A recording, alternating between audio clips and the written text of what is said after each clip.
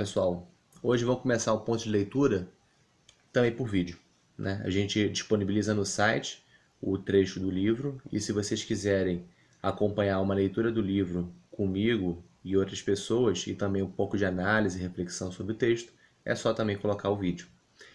O primeiro ponto de leitura da gente vai ser baseado no texto que foi escrito por mim mesmo e por Alberto Luiz Cordeiro de Farias, né? Está no livro Cartografias da Crítica, Balanços, Perspectivas e Textos, tá? Publicado pela Ateliê de Humanidades. O meu está detonado, tá? Tá disponível para compra nas redes lojas, Amazon, Estante Virtual, Submarina, Americanas e tudo mais. Qual é a motivação dele? Né? Eu, quando estava debruçado de novo sobre esse texto nos últimos dias, eu li um momento em que a gente está refletindo, fazendo um panorama sobre o estado do pensamento crítico hoje em dia, né? e da própria concepção do que é a crítica. Né? A gente fazendo esse panorama, a gente fala um pouco sobre a crise dos fins da crítica. Né? Para que crítica? Essa que é a questão que a gente reflete, né? Dentro do contexto de uma cartografia, de uma genealogia do pensamento crítico no mundo moderno e contemporâneo. Pois bem, quando a gente fala em fazer crítica, sempre tem uma régua, né? A partir do qual você vai julgar as coisas, vai criticar, dizendo que isso é bom ou ruim, se isso é bem ou mal, justo ou injusto, conveniente ou inconveniente e tudo mais. Tradicionalmente, o pensamento crítico esteve muito associado a uma ideia de emancipação humana, de autonomia e tudo mais. Tá? Uma das concepções que surge no período do romantismo é a de autenticidade, né? Ideais de autenticidade humana, muito vinculados a uma visão estética de mundo, né? Aquilo que o autor chamado Charles Taylor chama de expressivismo, né? Que nasceu da crítica ao iluminismo, né? Sobretudo o iluminismo francês, né? Visto como muito associado a uma racionalidade utilitária, instrumental, formal, abstrata, né? E a partir dessa crítica foram formulados ideais que a gente pode chamar de autenticidade, né? A autenticidade do indivíduo e a autenticidade da sociedade. Tá, mas por que eu escolhi esse ponto de leitura de hoje? Não é só para uma discussão esotérica, intelectual, abstrata e tudo mais. Foi também pensando sobre o contexto contemporâneo, né? Onde tem, por exemplo, pessoas que estão aderindo a uma expressividade ou uma concepção nazista ou fascista ou minimamente tradicionalista, radical, né?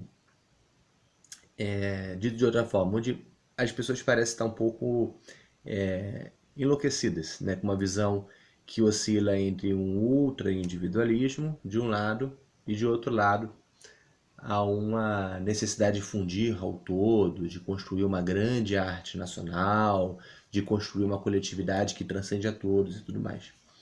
Quando eu vi as coisas que estavam acontecendo nos últimos dias, eu me lembrei de uma passagem onde a gente analisa, né, por que que hoje há uma tendência a prevalecer ideais de autenticidade ou simplesmente concepções utilitárias de mundo, né? E qual é a consequência disso, né, em termos sociais. Vamos ler o trecho para a gente analisar um pouquinho? Está na página do nosso livro, página 62 até a 65. Eu não vou ler todo esse trecho, tá? Vamos lá.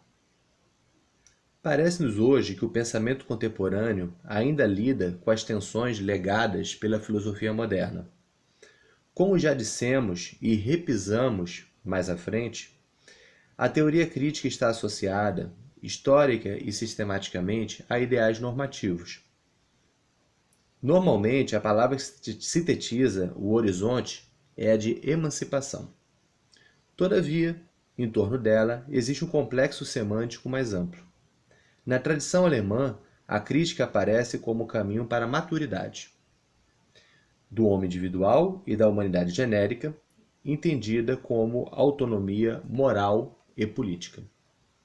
É assim que, a partir de Kant, a ideia de emancipação está orientada por um ideal moral de autonomia de um indivíduo, orientando-se racionalmente na vida privada e na esfera pública. Por sua vez, tanto Hegel quanto Marx desenvolve, no caso de Marx na esteira de Rousseau, a ideia de uma liberdade efetiva, ou emancipação humana, somente realizável em um estado racional, capaz de superar as antinomias modernas pela síntese entre autonomia individual e autodeterminação coletiva.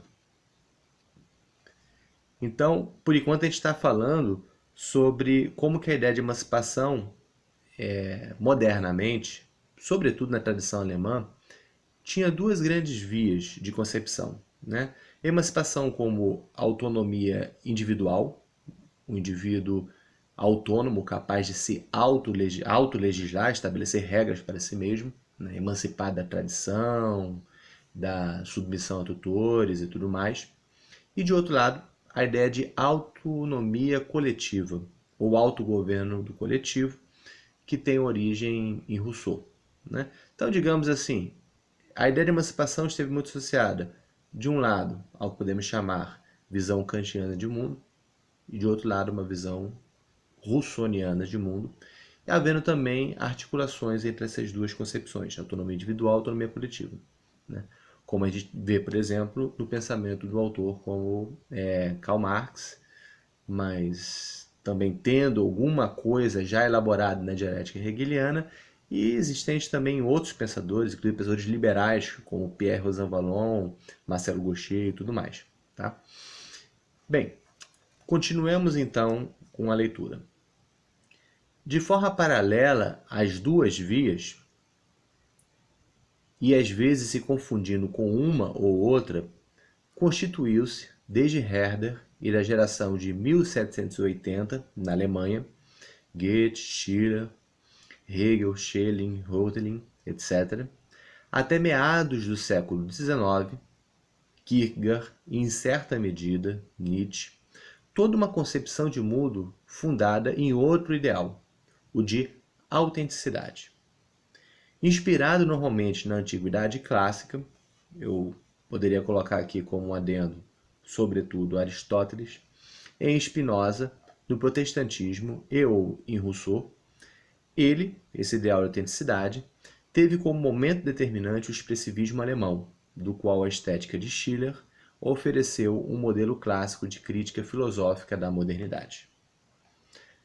Após o refluxo do romantismo, desde meados do século XIX, tende a predominar as vias da autonomia moral e da emancipação humana, muito embora esses ideais expressivistas jamais deixaram de estar presentes nas reivindicações individuais e nos movimentos políticos e culturais. Dou uma parada na leitura para dizer então que temos três grandes vias, né, do que é a finalidade de estabelecer uma atividade crítica, né?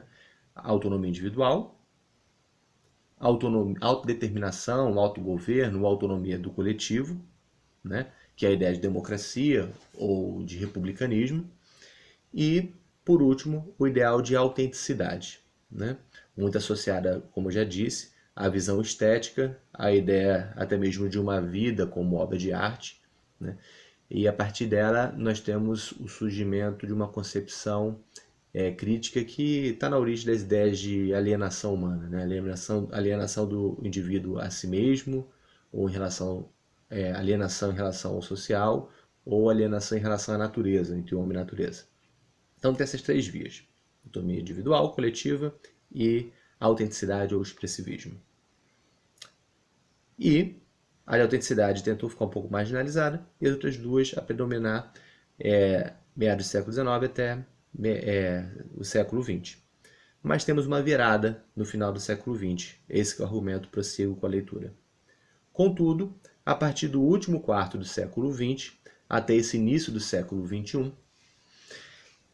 o ideal da autenticidade teve forte ascendência, sobretudo a partir da Revolução Cultural de 1968, ao passo que entrara em declínio quase inevitável, com o esvaziamento da tradição revolucionária, o ideal de emancipação humana, e com o declínio do público, o ideal de autonomia republicana. Importante dar uma nota aí, que quem quiser saber o que quer dizer esse declínio do público, eu remeto ao texto que eu publiquei junto com Marco Aurélio de Carvalho Silva, Agonias do Público, Tempos de Narciso, que está no nosso site. Também tem um podcast que a gente conversa sobre isso no República de Ideias. Continuando.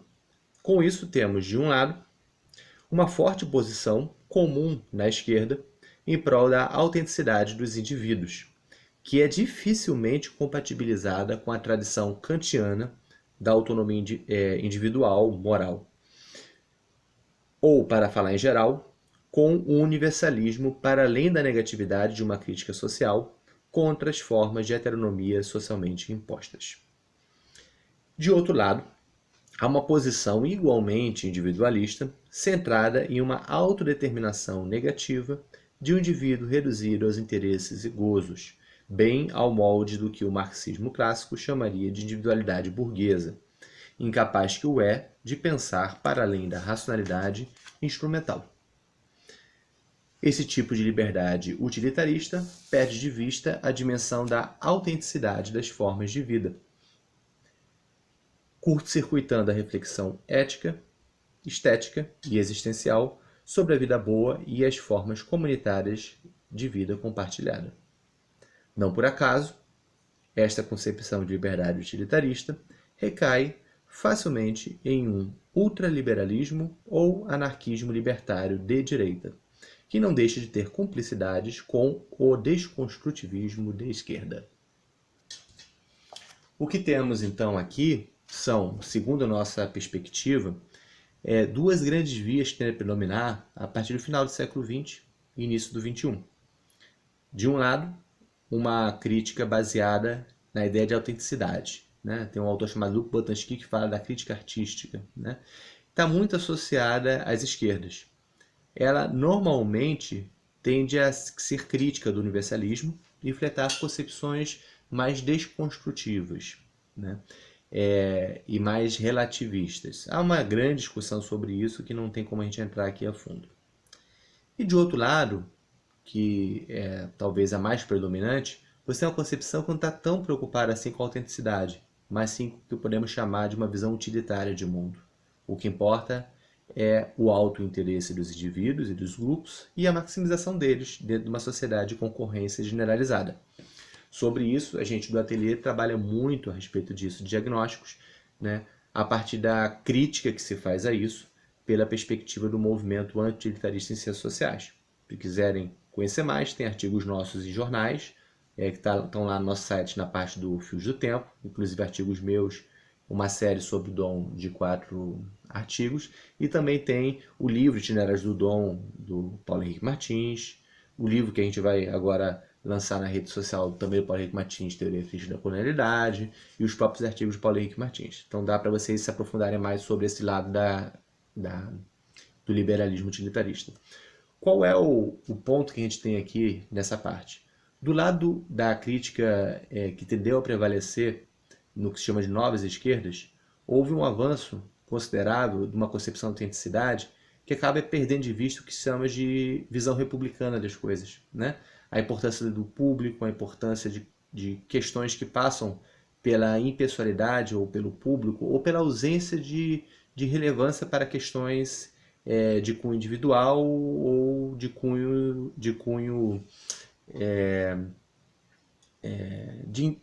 de expressões individuais ou de valores individuais, né? Que diz respeito mais ao todo, ao coletivo e tudo mais, né? Essa concepção, por exemplo, oferta muito pouco ou até tem dificuldade de lidar com questões como, por exemplo, a ideia de dever kantiano ou a questão de coisa pública republicana e até mesmo questões sobre a existência de direitos universais ou de possibilidade de falar sobre coisas com valor universal, né? Não todas as concepções que são dessa perspectiva que eu chamo que a gente chama de expressivista e baseada na autenticidade são assim, mas há uma tendência geral. Aqui que ela leva a uma tendência de desconstrução, né? E às vezes de fragmentação, né? De visões de mundo, também de práticas, né? Por exemplo, como se fala muito hoje em dia, isso é evidente, você tem a fragmentação da visão de sociedade como um todo, também até esses próprios grupos, né? Naquele que se chama de uma política identitária, né? Que acaba fixando posições, né? E até gerando movimentos de fragmentação e até podemos chamar de sectários, né? Isso estou falando não é uma crítica aos movimentos de identidade como um todo, né? Mas há tendências que podem ter internas a esses movimentos, né, de fragmentação de concepções, de agenda e até mesmo de uma acentuação desnecessária de determinados agonismos, perdendo de vista visões de totalidade ou questões relacionadas à coisa pública ou que vão para além de questões identitárias. De outro lado, você tem, né, o avanço do que eu chamo de utilitarismo radicalizado, né, muito na esteira do movimento anti-utilitarista de ciências sociais, do Alain Cayet, Felipe Chanial, Paulo Henrique Martins e tudo mais. E essa visão às vezes cai, e isso tem a ver com o mundo contemporâneo hoje em dia, né? Do nosso governo aí existente, chamado Novo Movimento Conservador, que flerta muito com o que se chama de libertarismo ou de anarquismo de direita, né? É um anarquismo curioso que não diz respeito a uma concepção de coletividades auto-organizadas necessariamente, mas sim a uma ideia ultra individual, né, em que às vezes a solução que é vislumbrada é aquela de um anarcocapitalismo, ou seja, o capitalismo organiza tudo, né? Qual é o problema desse tipo de concepção de mundo? É o que eu acabo falando sobre a questão ética, acaba sendo ética social ou a ética vinculada à comunidade mais ampla ou a visões do que é bom para o coletivo ou o que deve ser feito, são postas de lado a favor de uma visão apequenada do que é a liberdade. Pequenada, reduzida, restrita do que é a liberdade, né? Esse tipo de anarquismo libertário de direita está aí, né? Está presente no nosso tempo, né? Que se alimenta bastante de uma falência, de uma crise do modelo de Estado que a gente conhece, né? Tanto em geral quanto no Brasil, né? E então ele fortalece bastante nos últimos tempos por causa disso. Qual é o ponto de convergência entre essas duas frentes que a gente vê sendo predominantes? É a tendência à desconstrução e à fragmentação, né? A dificuldade de se estabelecer ideais que transcendem, seja a dimensão estética, privada ou questões relacionadas a concepções de autenticidade de sua forma de vida e dos seus grupos, seja a concepção de ética que acaba sendo esquecida do ponto de vista dos anarquistas de direita. Bem, então, que tipo de dialética acaba sendo desenvolvida por causa disso, né? Por causa da predominância desses dois tipos de movimento? Volto à leitura. Ambos, né, essas duas frentes, dependem e fomentam um processo de fragmentação social em curso, ao mesmo tempo individual, social e intelectual, desfazendo-se laços morais e políticos e desencadeando um conflito, senão guerra cultural, gente, de todos contra todos. Por isso, longe de excluir, o hiperindividualismo contemporâneo, utilitarista e autenticista, tende a conduzir ao seu oposto. Qual ele? A saber, uma fuga de si mesmo e uma entrega desesperada a formas autoritárias de identidade coletiva, com o que surgem tradicionalismo e seitas místicas e religiosas dos mais diversos tipos, assim como uma expectativa de Estado policial e de controle permanente por parte de indivíduos temerosos e impotentes. É desse parágrafo que eu lembrei, né, quando eu via mais uma expressão das patologias contemporâneas no vídeo do Roberto Alvim, né? Não é só ele, né? Tem muitos outros exemplos disso, em que, pela biografia dele, ele teve essa oscilação, né, entre um teatrólogo, até mesmo premiado e muito bem posicionado no cenário paulista e até brasileiro, que tinha uma proximidade com posições mais pós-estruturalistas, mais vanguardistas do teatro e tal. Tem uma que tinha vinculado também, que estava vinculada com uma determinada forma de vida, e a partir disso ele rompeu e virou completamente para o outro lado, se tornando evangélico e aparentemente, né, cada vez mais radicalizado numa posição fundamentalista, ao mesmo tempo religiosa e política, né, de mundo. Né, o resultado disso, talvez expressão de uma espécie de desespero humano que se expressa, né, seja na via dele, mas não se sabe se ele está mais próximo de uma visão da autenticidade ou individualista ou utilitarista, às vezes as duas coisas andam muito juntas, né, ele acaba, a partir desse período, dessas experiências, acaba muitas vezes sofrendo uma metanoia do diabo, né, que é você ir para o extremo oposto, né, sai de uma visão de mundo egoísta ou apequenada ou reduzida a um ultra-individualismo para perspectivas fusionais de retorno de uma grande transcendência, né?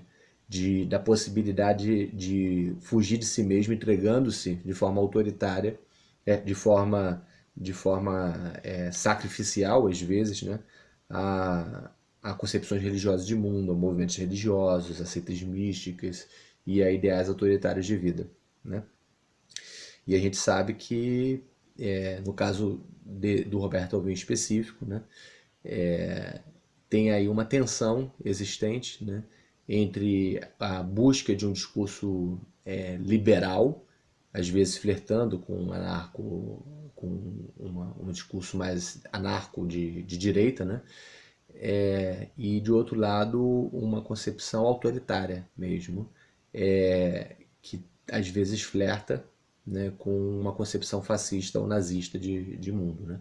Tem uma tensão aí, e muito desse movimento conservador ele está nessa tensão, né? Às vezes tem cara de liberalismo, mas às vezes o bicho é outro, né? Existe uma espécie de ovo da serpente, né?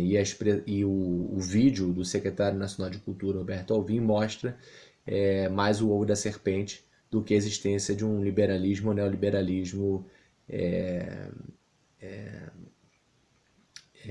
tal como existente no Paulo Guedes ou nos movimentos que vão buscar em von Mises, em Hayek ou no anarcocapitalismo Nozick americano, visões de um modelo de sociedade que deve ser seguido, né? Então, o que a gente tem como uma situação paradoxal existente hoje em dia, a partir desse panorama que eu dei para vocês, né, da existência dessas duas vertentes predominantes e também da dialética que tende a se estabelecer, onde desses dois ultra-individualismos, né, acaba se caindo no oposto, que é um sonho fusional com todo e o apego a ideais autoritários, muitas vezes de vida coletiva e de vida política. Sigo na leitura. Portanto, formulamos aqui mais um aparente paradoxo, a saber, o de que o ideal de autodeterminação individual, quando amplamente difundido, possível e desejado, acaba por entrar em uma destruição de sua própria condição de realização. É uma dialética, gente. Caso sigamos os pensamentos de Hannah Arendt e de Marcel Gaucher, podemos identificar aí uma diferença essencial entre a liberdade individual e a organização política da liberdade. De tal modo que a liberação positiva e desejada dos indivíduos em relação a formas sociais, a tradição e até mesmo a anseios de gestão estatal das suas vidas, não se confunde com a organização de uma sociedade política, podendo chegar até mesmo à dissolução subjetiva e objetiva de uma experiência de liberdade individual. Ou seja, os ideais de autodeterminação individual, né, os ideais de autodeterminação individual que acabam caindo no hiperindividualismo, né, utilitário, o autenticista, eles acabam se mostrando como paradoxais e entrando em dissoluções, né? No âmbito individual, onde, como eu disse, às vezes as pessoas entram numa fuga de si mesmo ou até em sofrimentos psíquicos, né? Depressão, transtornos de humor, de personalidade, aí entra síndrome do pânico, bipolaridade e tudo mais. Elas podem entrar nesse tipo de sofrimentos, né, e às vezes fugir, né, dar uma virada, uma guinada para esses tipos de movimentos que estão aí, né? De tradicionalismo radical, de ideias autoritárias e tudo mais, né? Mas não é só no âmbito individual que isso se mostra paradoxal, mas também no âmbito da coletividade, da vida individual, da vida coletiva, porque são movimentos de fragmentação social que se tornam insuportáveis e têm que ser superados de alguma forma, né? Tanto do ponto de vista do indivíduo quanto do ponto de vista da sociedade, né, essa visão de uma liberdade feita pelas vias individuais, né, por uma liberdade mais negativa, ou seja, se liberar de alguma coisa, né, ela acaba demandando o outro lado, que são as formas de liberdade pelo coletivo, né?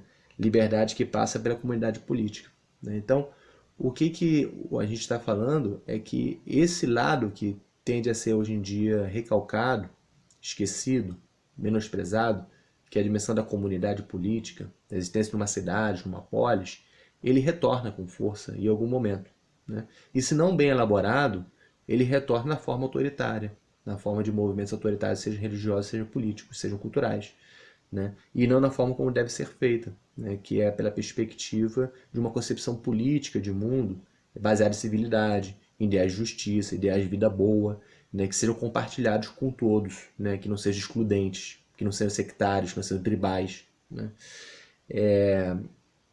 Então, como ensina bem a Hannah Arendt, né, movimentos de liberação, movimentos de liberdade, eles são absolutamente necessários, como também Marcelo Gaucher mostra, mas eles também não são suficientes para viabilizar a liberdade, porque a viabilização da liberdade é pela via da política, pela via da organização da liberdade, pela consciência da existência de uma comunidade mais ampla e da necessidade de ela ter uma dimensão própria, uma dimensão que vincula as pessoas, que faz com que elas se vejam como participantes de, um, de uma comunidade, né, que tem passado, presente e futuro, né?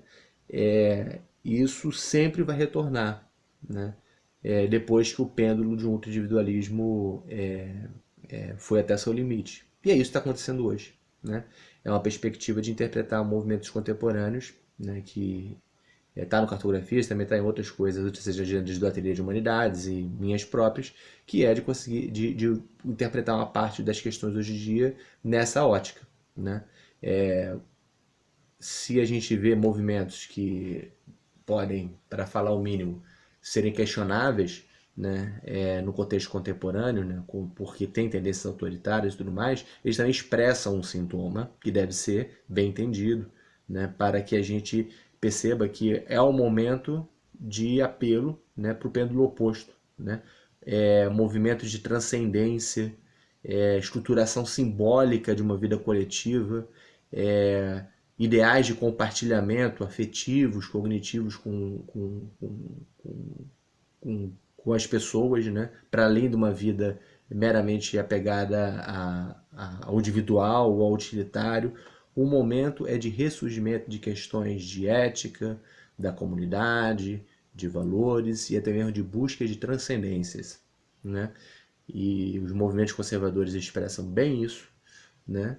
E cabe aos intelectuais, às pessoas que estão associadas a uma visão de esclarecimento, da importância da autonomia, da argumentação racional e de ideais universais e tudo mais, saberem disso, perceberem que este é um ponto central para entender o que está acontecendo hoje em dia.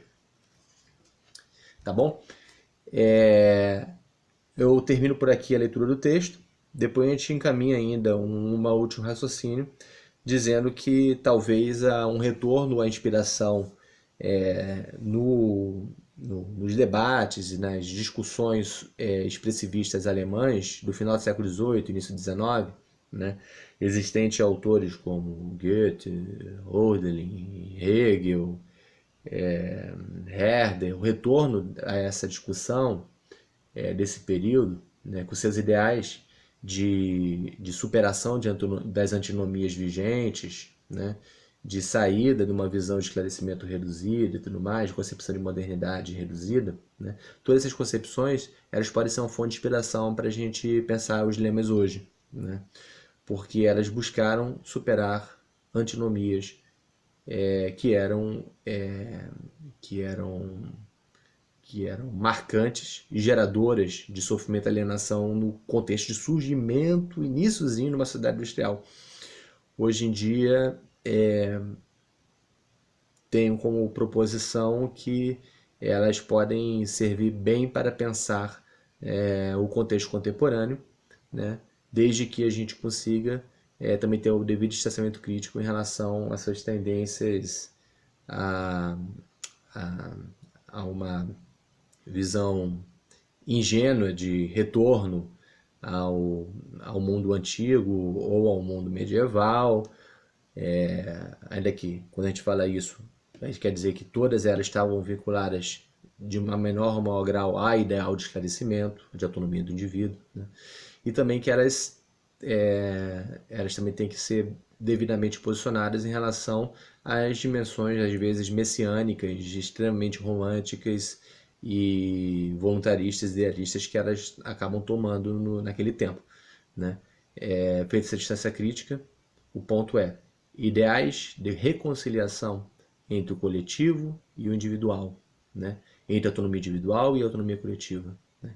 Entre uma concepção de racionalidade ascendente, né? Industrial, científica e tudo mais, como possível de ser conciliada com uma visão expressiva de existência, com uma concepção poética de vida, né? Isso ainda é a questão do nosso tempo. São questões que atravessam a modernidade e elas ainda têm que ser pensadas hoje. Proponho que a gente, então, as pense tendo um pouquinho de cultura histórica, né? Com cultura histórica, a gente pode melhor pensar questões contemporâneas do que fazendo militâncias irrefletidas em torno de agendas e balaios de gato já estabelecidos. Tá bom? Espero que vocês tenham gostado desse ponto de leitura. Deu 33 minutos e quebrado, né? E se tiverem gostado, compartilhem e tal, e também comentem no vídeo ou no site, a gente vai batendo papo, tá?